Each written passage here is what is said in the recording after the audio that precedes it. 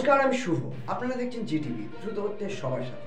গতকাল রাত্রে গোপন সূত্রের খবরের ভিত্তিতে ভারত ও বাংলাদেশ সীমান্তবর্তী এলাকায় মুর্শিদাবাদের জলঙ্গি থানার বাগমারাপুরা বটতলা এলাকায় সন্দেহভাজন অবস্থায় এক ব্যক্তিকে জিজ্ঞাসাবাদ করলে তার কাছ থেকে উদ্ধার হয় দুটি পিস্তল সহ 4 রাউন্ড গুলি ও খালি ম্যাগাজিন সহ ওই ব্যক্তিকে গ্রেপ্তার করে জলঙ্গি থানার পুলিশ সূত্রে জানা যায়, ধৃতদের নাম পিন্টু মণ্ডল, তার বাড়ি জলঙ্গি থানার এলাকায়।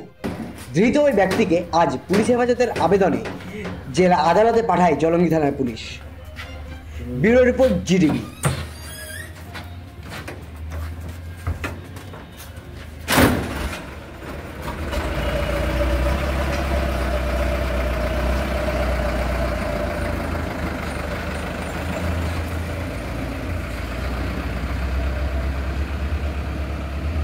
আপনারা এতক্ষণ দেখছিলেন জিটিভি, দ্রুত হচ্ছে সবার সাথে।